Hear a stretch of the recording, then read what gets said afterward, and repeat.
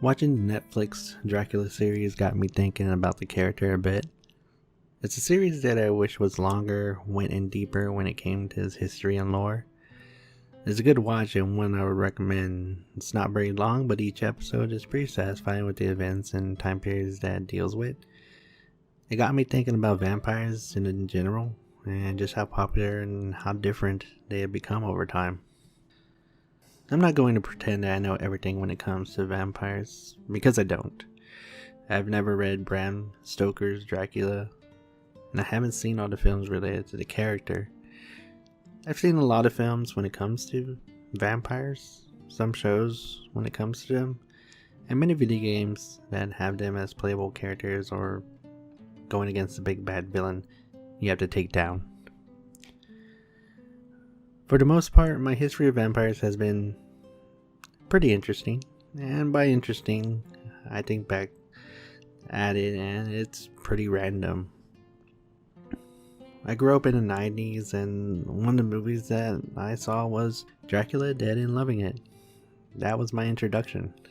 A take on a character that was more comedic and was pretty much just dumb fun.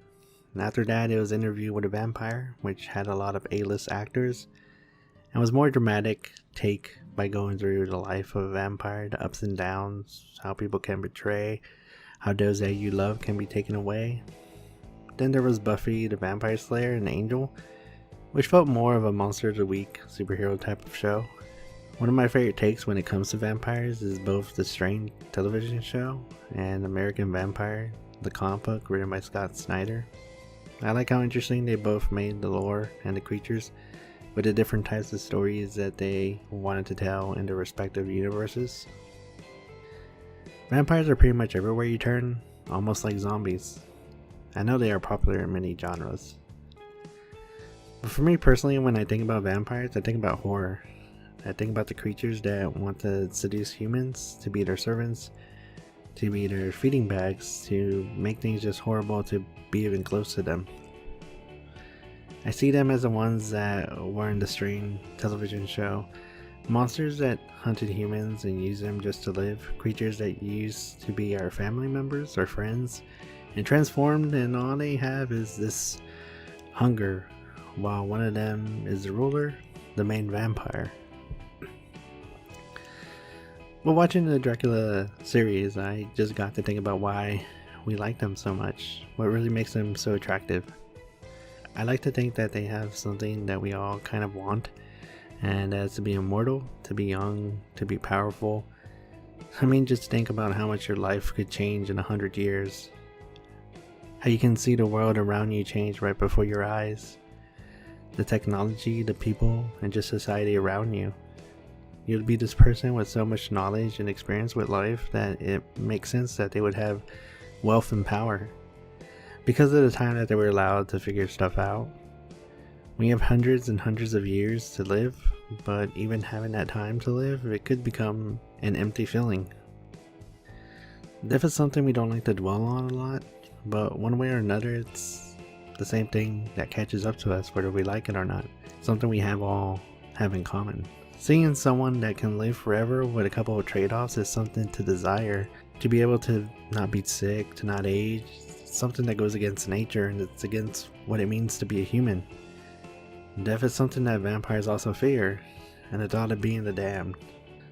To be able to live as an immortal, to never see the sun again, to have the gates of heaven close up to you, is it true, or is it just something that they built up into their mind over time and made it feel true? Just like when it comes to being a human, a vampire never truly knows what happens. They don't know if they're cursed or not. What you have done in life, whether it's good or bad, no one knows if it matters what really happens. To those that believe, who think there's a good place and bad, it's the faith that keeps them. And vampires, at least to me, they are creatures that believe in God and angels and a place we like to call hell. Stories try to understand it, to wonder what the purpose of being a vampire is, and for me, I just think it's an obsession with death, fending off death. That when we focus on it, we are never truly living, we are just existing. When you think about the topic, or something bad happens to bring it up, it can be a thought that lets you wonder what happens. Do I have a soul? Is time on this earth worth anything? To feed and feed our time with distractions until our time is up. In the series, they go through the different weaknesses when it comes to a vampire, and for the most part, they are proven to be false. That it isn't something with any merit, really. And Dracula thinks he is weak against them, he's afraid of them, but in actuality, it's just his thought, his mind holding it back, making him think and feel those thoughts that he can't be in the sun, can't enter holy places, and can be warded off by things like breadcrumbs or pages from the Bible. It's the limitations that we place on ourselves, the thoughts that race through our minds when it comes to danger and fear, to fear the unknown, to be afraid of doing certain things because of our mind tells us. And when it comes to being a vampire, I feel that the fear gets worse, because if you are one of the few and you don't know and no one is willing to try and learn, then you just go by the stories, by legends, and how they view you. It is the stories that give vampires the weaknesses, because they are their walking history, and not even they can muster up the courage to test out what can truly harm them besides being killed by a stake through their heart. Everyone has their introduction when it comes to vampires, and I learn about the creatures and different variations of the tales of being cursed to walk the earth. Some are better than others, but they all intrigue us to learn more, to delve deeper. That leads us to other creatures and monsters that we want to learn over time.